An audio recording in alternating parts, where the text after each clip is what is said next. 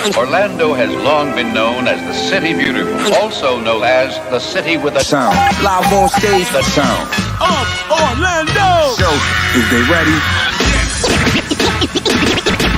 You mean to say that's the best you can do? Come up with something you live. Almost anybody could do better than that. You know? Okay. The sound of Orlando. Show. Knock this down like it's supposed to be. On your FM dial. Is trying to hold this up.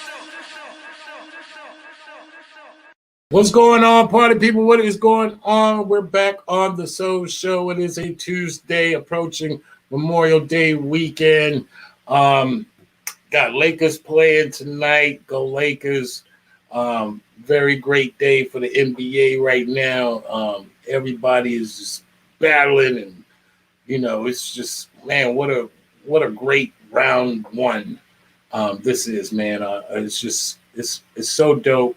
I'm literally speechless at where the NBA has traveled and gotten to, and it seems like 1 minute it's like no, I don't watch no games, and now round one, it's just woo, the talent. Shout out to Denver kicking ass last night on them Portland Trail Blazers, man. Dame Dollar was just incredible in that first half, but he should have saved that energy, kept that same energy for that second half. He didn't. It's amazing what we're doing with this NBA. I love it. Go Lakers. How about that? Welcome to the Sound of Orlando show, where we talk about all things culture, hip-hop, arts, our people, and just creating the vibe that is necessary to understand the words that are coming out of these people's mouths when they are doing their thing, understanding the energies that are coming from these people when they're doing their thing. We like to really deal with everyone in the industry who are really participating and contributing to this thing of ours in a real way that may not necessarily always get their shine or be able to tell their story. The mantra of the show: our city, our story, our sound. And also part of being able to tell our story is to acknowledge that there's people from all over the country that we cannot tell our story without telling theirs. And so I love that this platform allows people to tell their story in full honesty and candid, so that you can really understand where they're coming from and why they're doing the things that they're doing. Want to make an announcement real quick. Saturday night at the Iron Cow, downtown, heart of Orlando, in the Center Milk District. You will catch your boy. You will find me on the ones and twos, a rare sighting of me on those turntables, doing my thing with my brother from another mother, Jay Terra, and Lavindy. And there's so many people who are doing a record release party and a video release party as well in the heart of our city. I know there's a lot going on that Saturday night, Memorial Day weekend. But make sure, if you want to listen to some real hip hop, unadulterated, me on the turntables, just doing my damn thing on the microphone, and hear some of our great people from our city, come out to the Iron Cow Saturday night, and you will find the real sound of our city. All right, so make sure you do that.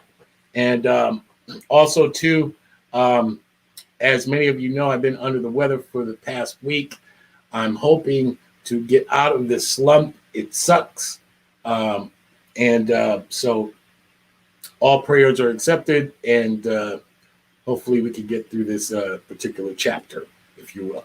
Now, our next guest that we got coming on tonight represents. And shout out to all of my R&B singers out here.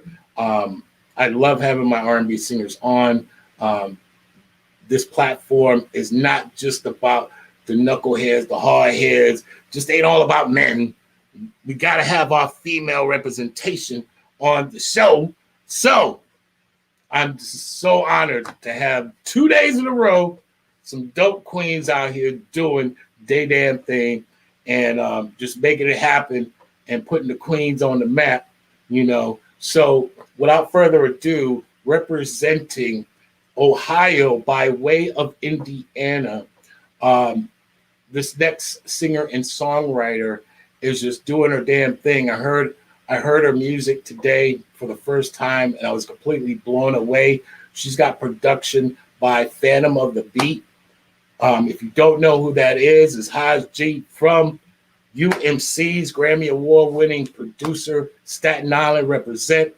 And, you know, I had him on the show not too long ago, and the man is just continuing to do his damn thing. And if you hear this track, you're going to fall in love with it too. So without further ado, let me bring on my sister. Let's go. Give it up for Katherine Swain. Hello. Hey, welcome to the show. I hope I didn't butcher your name. No, you're perfect. I'm a notorious butcher of names. And then I laugh when someone butchers mine. So it's all good. But yes, I heard that track today and I was like, yo, I'm playing that on the radio. Shit. I'm playing that on the radio, man. That shit is dope. It's different. It's needed. It's like now.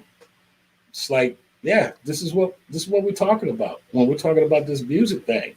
So welcome to Orlando. Thank you. Thank you so much. Thank you for having me. Thank you everyone who's listening. I appreciate your time, you know, more than anything. Absolutely. Absolutely. So let's get right into it.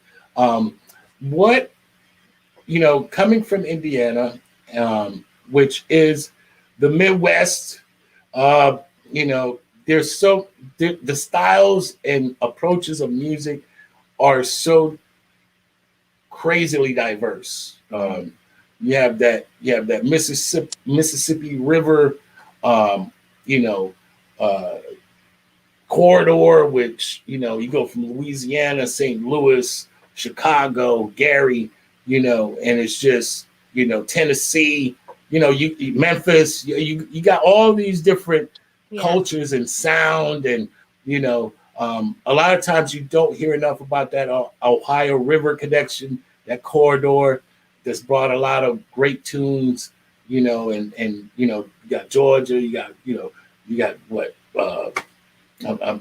Tennessee, Kentucky, right there. I mean, just everything. Yes. Yeah.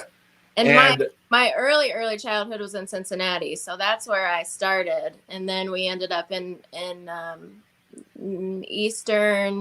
central eastern Indiana. So. Oh wow, Cincinnati! Yeah. Shout out to Cincinnati. I remember driving there from Toronto. And that's a whole nother story.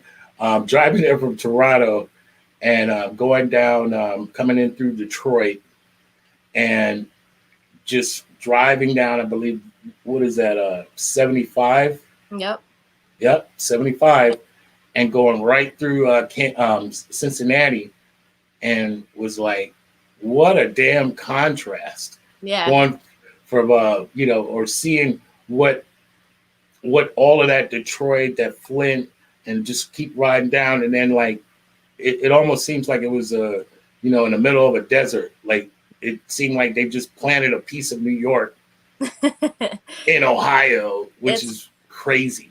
It's a beautiful city. It's a great city. Like I said, I was there in my early childhood, but I still have lots of memories from it.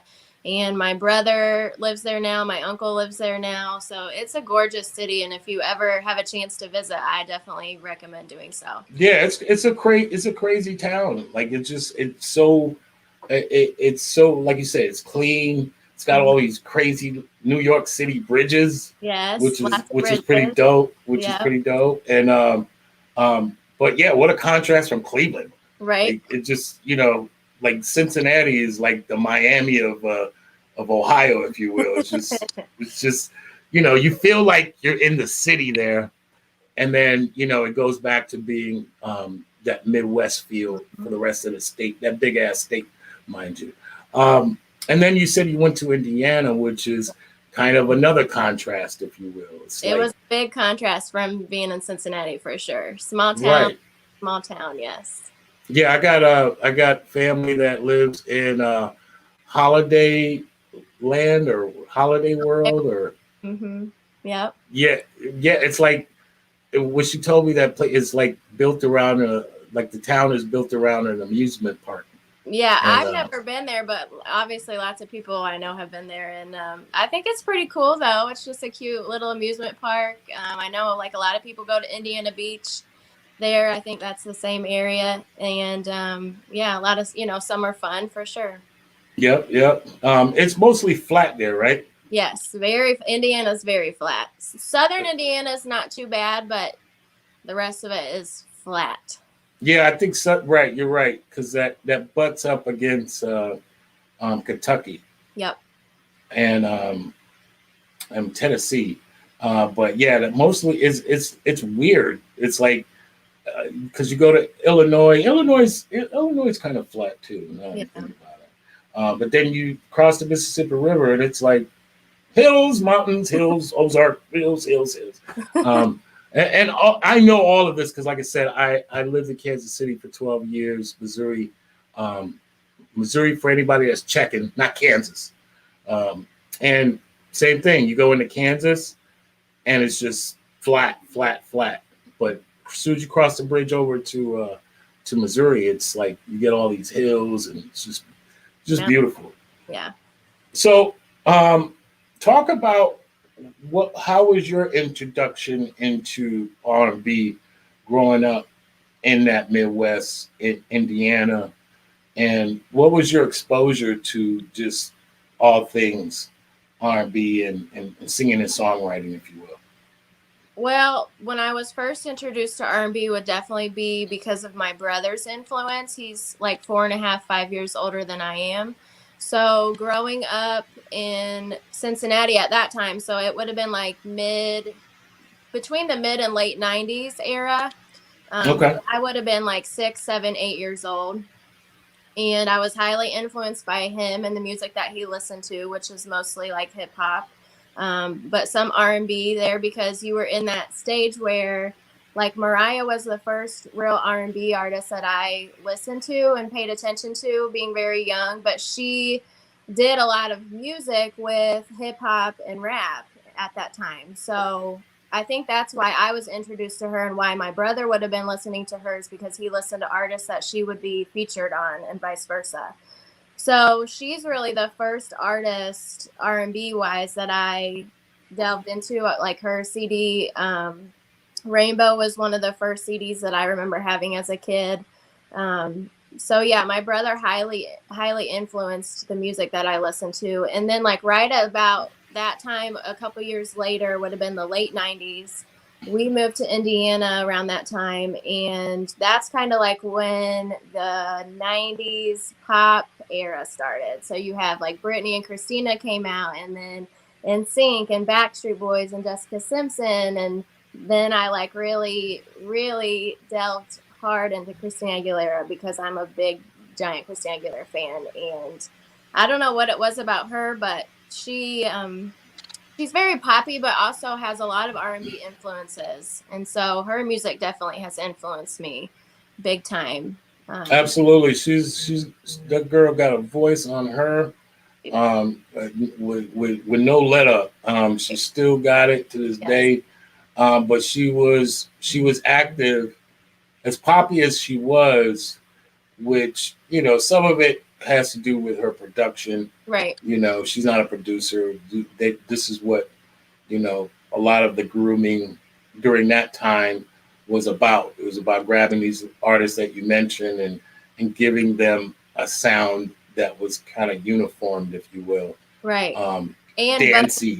Butting her up with Britney Spears and trying to keep them, like the two of them in competition, definitely made her a little bit more poppy. But if you really listen to her albums and listen to those songs that necessarily weren't put out there big time, she has definitely a lot of R&B influence. Oh, absolutely. I respect her for fucking working with Premier, DJ Premier. Like, she did a couple of joints outside of obviously the big one, with Premier as well. And I was just blown away. I was like, see, this is the damn problem. We're so genreized that that shit is magic. Like taking something that don't belong, right, and putting it, doing our own like mashups, like Eve, one of the biggest a record she ever made was with Dr. Dre, but so was Gwen. Yes, with singing on that. Yeah, that she never sang on a Dr. Dre track, and it just sounded so right. Right. And they stopped it just with that. Like, she could have did a whole album with Dr. Dre, and that'd be fucking dope. Right. Like, but yes, and shout out. I didn't mention Bone Thugs and Harmony. They from Ohio, and they right up the road. Yeah, that '90s over there was tough. I believe Avant. He is from Cleveland as well. Okay. There's a lot of R&B singers from Ohio, and so I know that soul, that singing with soul, is like planted over there. Shout out to Roger Troutman, Zapp, and all of that. They're from Ohio as well, and so there's a lot of history and lineage out there in Ohio, or examples. Right. But Christina, shout out to all my Boricuas. She's definitely representing that Puerto Rican soul. Yes. And very much so. So you see all of this stuff brewing out, like you said, in the late '90s, and then you're in Indiana. Yeah. What was the decision that you made? Okay, I'm gonna really do this for real. Talk about that. Well, I have just sang all, since I was little, I've always sang, but when I moved to Indiana, I was a lot closer to my family members for sure. So my grandmother, my mom's mom, she's a singer, and she has always been behind me as far as pushing me to sing and be involved with music. And then my dad's dad and his wife, my other grandmother, they're both performers. They were involved heavily in like the local civic theater and doing productions and directing with that. So I had a lot of family influence on both sides, just to try and direct me as far as what to do and where to go. So I started voice lessons like in early middle school, and my grandmother set that up for me. And then when that teacher ended up moving out of town, so I got with my best friend from high school, and she's a singer too, so she was already in lessons. So I started lessons with the same voice instructor that she had, and all through high school we just like went to lessons together every week, and we did solo and ensemble contests. We did choir together, so we just kind of did our thing in high school as far as singing, and that's really what we were focused on. And then after high school, I hooked up with a local rap group out of Richmond, Indiana. And that's when I first started like actually sitting down and writing music. And at that time, you would use just instrumentals from other artists, and just sit down and wrote with them. And then I would write a song, and they might add something to it, or I might add something to one of their songs. And that's kind of how I got into songwriting for sure. Dope. Shout out to Richmond, VA, man, representing. What I heard from that song, and like I said, I love when people take risks. So you're alluding to, which to me is the 900-pound elephant in the room. What made you say, okay, I'm gonna sing my shit on some real hip hop shit, and just because there's for all intents and purposes, there's few artists that do it. And you would think a lot more people would do it, because when they do it on hip hop, it sounds very acoustic. It sounds very analog, very personal, like right in your face, you know. But most people do go with the traditional band, Right. you know, the traditional R&B sound, whatever that is. And, you know, it's more within the box.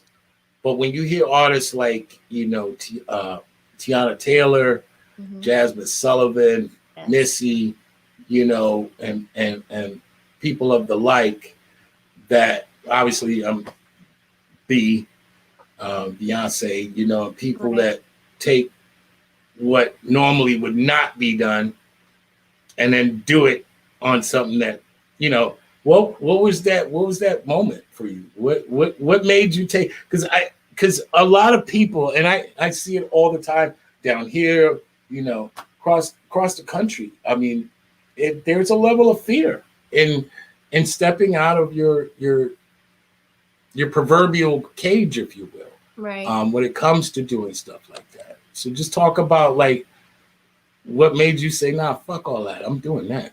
I don't know. I never had like a time when I didn't feel like I wasn't doing the right thing, or what didn't flow naturally, I guess. Dope. You know, like as far as working with Haas, like the way that I met him happened out of coincidence. And I guess I'll get into that a little bit. Like when I was writing with the group right out of high school, they took me to Columbus, Ohio, and that's how I met DJ Kid Magic. And we recorded some songs with him, and then I fell off for a while where I was focusing on other things in life. So when I was ready to get back into writing and ready to get back into music, we've always stayed in touch over the years, but that's just who I go to, is when, you know, when I'm ready to delve into it. So I got in contact with him and had written some demos. Maybe about 2 years ago, probably is when it started. So written some demos, was working with him. COVID hit, so that put like a stop on as far as like continuing to go to the studio to record more. But during that time, he had posted on Facebook about Haas, and I saw his post, and it was, you know, Grammy nominated, work with Busta Rhymes, Lil' Kim, 50 Cent, all these amazing people. So I saw it, but I didn't say anything. And then when I talked to Magic next, he said, you should contact him and send your demos to him. I posted about him on Facebook. Did you see it? And I was like, yes, I saw it. So he wanted me to send my music to him. So I hemmed and hawed about it for a while because I was really nervous about it. And because mind you, like I had just, these songs I had just written after 10 years of not writing music at all. Oh, wow. So that's really nerve-wracking for sure. So I finally sent it to him and, you know, didn't hear anything for a minute. And then finally Magic called me and he was like, you really did something. That's his exact words when I picked up the phone. And I was like, what do you mean? And he said, well, when I told you to send your music out, I wasn't talking about Haas. I was talking about a local guy, local producer out of Columbus. But Haas listened to your music and he really liked what he heard. So our whole like meeting, him getting my music, that type of situation was all by chance. It happened, like I like to say, it happened very naturally, which I think is really special, actually. You know, nothing about it was forced. And if anything was, it was by coincidence. So, you know, I met him, you know, we haven't met in person yet at all, but I got in contact with him and we, you know, I listened to some tracks that he sent me, went to the studio to record one, which will be on the EP coming out here shortly. And at the end of that, and that track that I wrote to is definitely more R&B. But then at the end of that session, when I was getting ready to leave, Magic was like, hold on, Haas sent me another track and I want you to listen to it. So he started playing it and immediately we just knew right away. I mean, we heard a couple seconds of it and we just sat down with it. I sat down with it. I wrote the first verse and the chorus, recorded that before I left, so I had something a little concrete to take back with me to finish. But we just knew right away, like, it was just something that you heard and it was like game over, you know, that's it. That's the track, that's the song. And whatever flowed out of me was just immediate. Like, I heard it, I listened to it a couple times, I sat down by myself in the studio, wrote whatever I could come up with that I felt was right. And, you know, when I write music, it's not even necessarily something that, you know, it's not lyrics that I already have written. It's whatever comes to me when I listen to that beat, whatever that beat makes me feel, whether it's a storyline, you know, that I can feel with it in my head, or something that I've actually experienced in my life. It just depends on what that track makes me feel when I'm listening to it. So it definitely wasn't like, oh, I really want a hip hop beat that I can write an R&B song to. It was just, I love this beat and I want to write a song to it. And then I did. Well, I'll continue to enjoy that whole thing, because once again, you know, it's a great thing when you see things that, like I said, we live in such a world right now where everyone is so kind of committed to doing what everyone else is doing. And it don't take much to do something different and to do something that sounds solely like something you never heard before. Right. And somebody's, you know, basically your story. And it's a great when that happens. Like, it's just, like you said, it's just magic. It's meant to be. Like, you can hear it when things come together. You know, you say your influences were Christina Aguilera. Now, when you think about R&B as it is right now, or just music in general, what is your take on the music scene, and how do you stay focused on the things that you want to do, given the world we're in as far as music? Music is so different now than when I was growing up, as far as like radio play. I mean, that's really the only way that you found out about an artist was on the radio. You know, if it got played on the radio or their videos got played on MTV, then you're going to know about them. Otherwise, you didn't really know about them. And I think, I don't know, it's just a different world that we live in right now, obviously. Right. But I think it's really special that you can, I don't know, I don't want to like downplay it, but I think that it's special that people have so many resources now to use to create and to showcase themselves, with the internet and all the apps that you can use to do that with. But in another retrospect, it makes it hard because you might miss someone that you might really like. Like, there's so many artists out there now. There's so much music out there now that sometimes it can be a little overwhelming as far as trying to find artists that you really like or find music that you really like. But in the same retrospect, there's so much of it available that it really shouldn't be hard to find something that you like at the same time. It's weird. It's a really weird world we live in, for sure.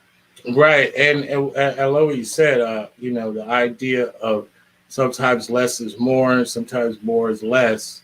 You know, it allows people to have more options, but then, you know, there's a lot of people that, you know, just like you hear in social media, facts or research before you say something, Right. You know, and most people don't even want to research basic hydrogen and oxygen. You know, No. water is Kool-Aid. You know what I'm saying? Like, it's, you know, so it puts people in a weird position to have to kind of promote what they're doing, Right.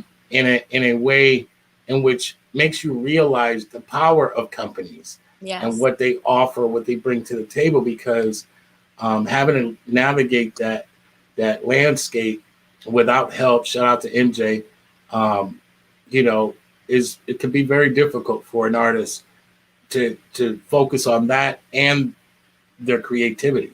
Right. And then their 9 to 5 life on top of that. So you have Right. all those things to put into it. And I mean, I'm incredibly grateful and um, very fortunate to be surrounded by people like Haas and MJ that can help me navigate that world and mentor me through that world because it is all brand new to me. A year ago, I never would have thought that I had a single out, available on all platforms or would be sitting here talking to you in an interview.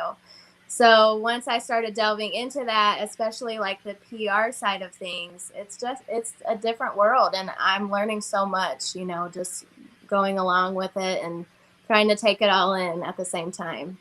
So, how do you approach a session? And like you said, you're not walking in with any set ideas, but just give me an idea of like what is your regiment when you're working on a song from start to finish. Like how do you are you very hands on? No, I want it to sound this way, blah blah blah. Or are you kind of like, here it is, here's the first take, do as you will with it. You know. Well, as far as working with Haas and him producing, and he's in New York, I'm in Ohio. I go to the studio in Columbus to record at Advantage Studio with DJ Kid Magic. But the whole time Haas is in New York, we haven't even met in person yet. So, we've been doing all this through COVID. Um, so, I like to sit down. I guess I don't know that I could say I like to, but the way that we do it is I get the track, I sit down with it. Sometimes it's immediate that I write to it. Sometimes I need to sit with it for a while and listen to it over and over and kind of get an idea of where it's taking me and what I feel and that kind of thing. But mainly I sit down with it, I write to it or write what I can to it, take it to the studio, record it, and then depending on how long the session is, sometimes I'll sit there and make little changes to stuff right then. Sometimes I'll get like a good hard copy of it, bring it back, listen to it, might change some stuff, add some stuff in, take it back, that kind of, that's how we've done it. But like what Magic talks about a lot is kind of like that studio vibe. And that's his favorite way of doing it, is when you're all in the studio, you're sitting down together, writing music, listening to tracks while you're there, because you do have an energy when you're in the studio that you definitely don't have when you're at home. And sometimes that can be a good energy, like with Make Up Your Mind. I was at the end of a studio session, so I was feeling good anyways because I love being in the studio. It's one of my favorite places to be. Dope. But sitting there right in that moment, listening to that track in that moment, writing those lyrics in that moment, that's so special when that happens, for sure. So once hopefully COVID is over, I would love to get more into a style like that, where a lot of the work is done at the studio when you have all that energy around you. Oh man, amazing. You know, it has been tough for the COVID uh, aspect for artists. Talk about some of the things you've had to go through as an artist through this kind of tumultuous year that just passed, and what were you able to kind of keep things going, or were you affected by it? For a lot of artists, they've had to go without Right. doing the things that they love because of it, and some have it's been a blessing. They've been able to kind of focus on what they wanted to do. Give us your story. Well, at first when COVID hit, I'd already been to the studio a couple times with Magic and maybe had a handful of demos. They weren't necessarily finished. I still had a lot of ideas with them that I wanted to do and continue to work on. But then COVID hit, so I didn't go to the studio for a long time. And I was still working on music in the background, and we were still keeping in touch, obviously. But as far as like getting in contact with Haas and writing all these songs, those all that happened during COVID. So without COVID, it would have been, I don't know what would have happened, truthfully. It's a horrible thing that has happened to the world, obviously, but It did bring Haas and Magic and I together. So I'm very thankful for that part of it, for sure. No. But, you know, I haven't been able to perform anything yet. So I'm definitely looking forward to that for sure. Just being able to get out there a little bit. I have horrible nerves, so I'm nervous about it, of course, but I'm also really looking forward to it. I heard that, man. Shit, I ain't hear no nerves on that damn song. I mean, it sounded pretty damn dope. What is the music scene like in Indiana? If that's where you're starting to perform and put it out there. Yeah, I'll be definitely like Ohio, Indiana area, but I can't even like speak on that very much just because I haven't performed a lot, you know, out like since high school. I haven't performed a lot and I'm just now getting back into the music thing. I love like you know, live music and stuff, but I haven't ever gone to a lot of live music performances just because they are very expensive. Like if you go to look at some of your favorite artists, it is a lot to be able to go to a show. So I haven't gone to a lot of live music, so I can't even really speak on what the music life is like. And then since we moved to Ohio, we're only about 40 minutes from Cleveland. So that's really nice. But at the same time, COVID hit and we haven't been able to go over there and experience, you know, what it's like. So that's something else I'm really looking forward to, is to be able to travel more and go, you know, even if it's not New York, but go over to Cleveland and go to Columbus and you know, adventure out and see what's going on. Absolutely. Because like you said, Ohio, I know Cincinnati, Cleveland, they definitely got a music scene out there. You know, not too far from Chi-Town. Right. You know, they definitely are always on the cutting edge when it comes to sound. And that's another thing, you know, being in a environment that is supportive of all things original and having your own unique approach. You know, where do you see yourself maybe in a year or two, given that you're right now coming out of the gate? What better yet, what are some of the things you would like to see happen moving forward, if you've thought that far? Well, I'm looking forward to the EP coming out just because we have these handful of songs done. They still need mixed and mastered, but they're done. So I'm really itching to get those out there. I know like patience is a virtue, and like Haas has said with Make Up Your Mind, we want to get that out there as much as possible because we're both very proud of that song. But I am really looking forward to more music coming out, and then after the EP comes out, I would love to be able to just like really sit down and work on an album. I just feel like there's only been like a tiny little bit of me that's come out with this song and the rest of the songs that I have finished. So I am like really fueled to get an album and start working on an album. So I would say in the next year or two, if I could really concentrate on that. Hopefully visiting New York a lot. I've never been there, but I'll be going in the next couple weeks to shoot a video for Make Up Your Mind. So hopefully traveling, hopefully lots of recording, lots of writing. You know, I hope I'm blessed enough to be able to say that that's what I'm doing in a year or two. Well, hopefully you make that ticket a one-way ticket.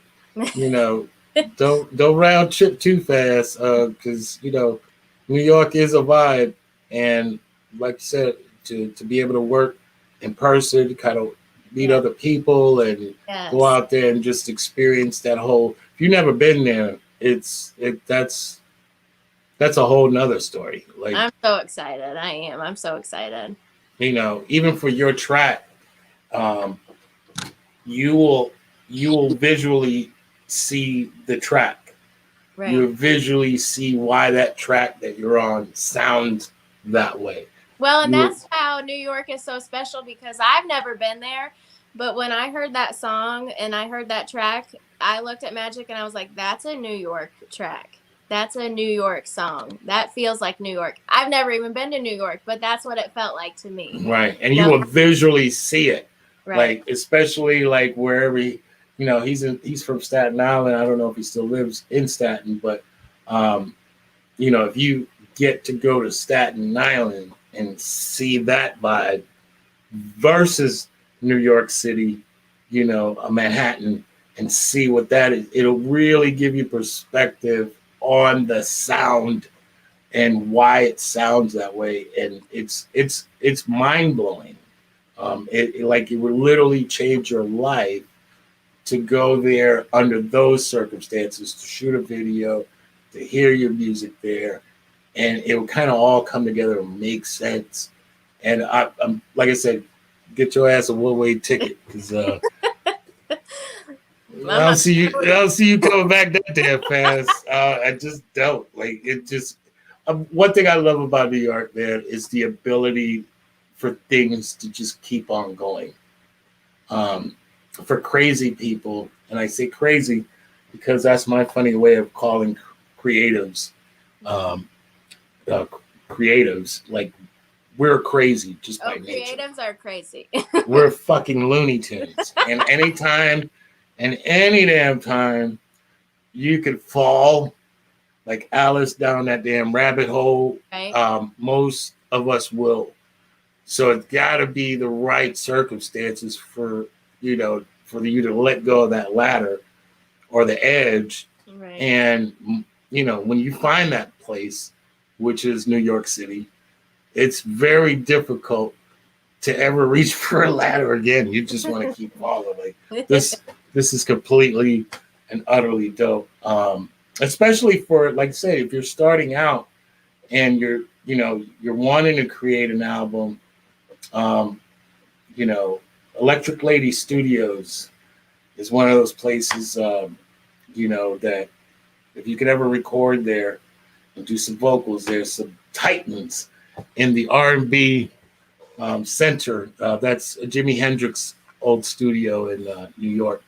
But a lot of soul has come out of that studio, and the mics and the equipment that they use, and just part of what's dope about being a singer is that you can really tell where they recorded at when it's good R&B, when it's good soul music. Like, you could tell. That's why, like, Stax Records from Memphis, that studio there, which recorded the Bar-Kays, Isaac Hayes, you name it, and all of the R&B that's ever come out of there.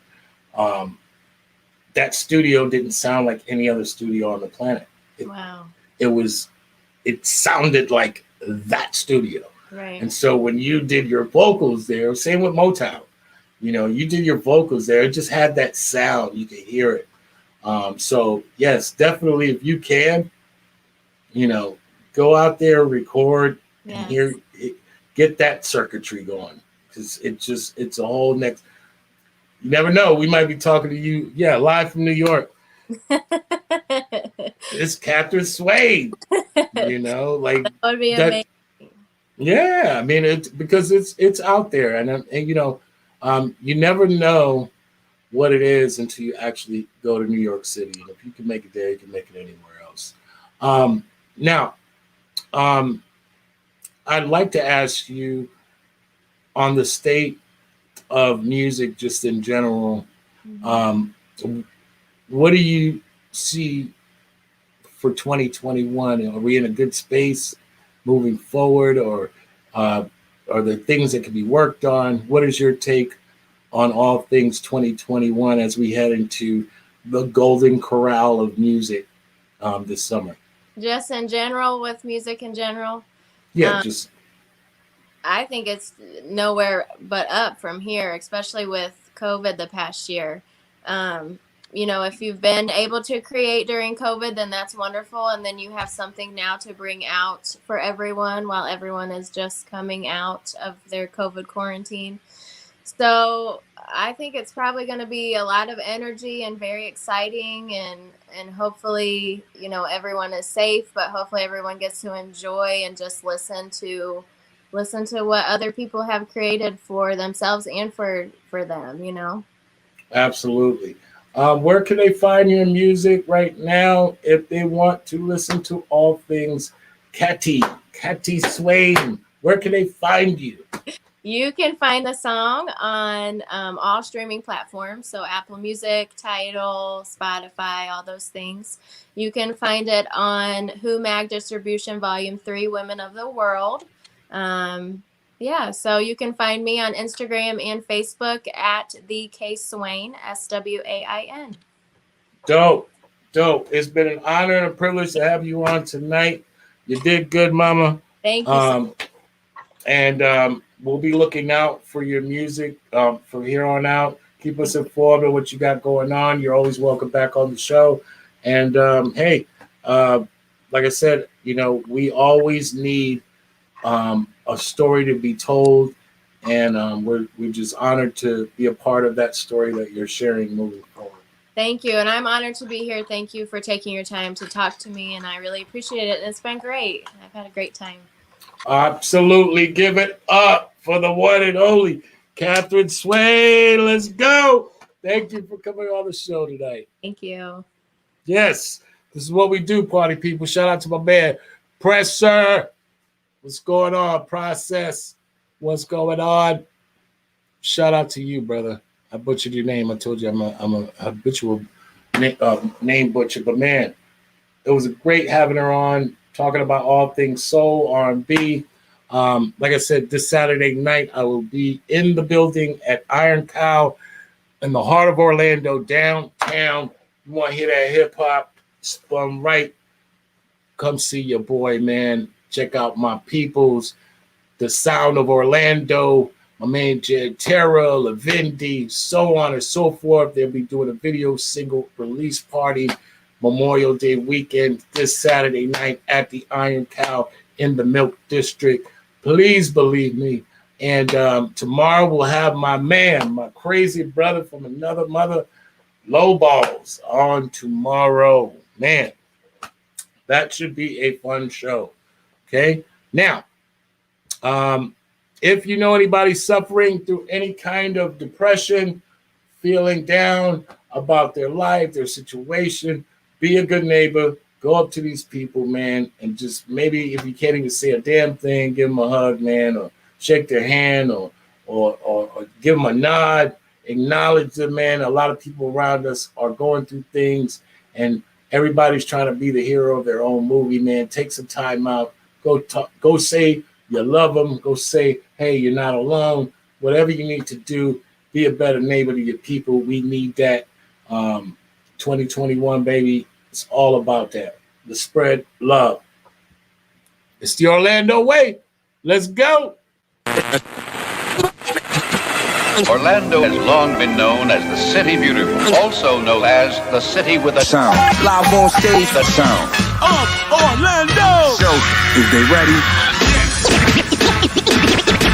You mean to say that's the best you can do? Hip hop is something you live. Almost anybody could do better than that. You know? Okay, the sound of Orlando! Yo. Knock this down like it's supposed to be. On your FM dial. Yes, this is to turn the whole this up.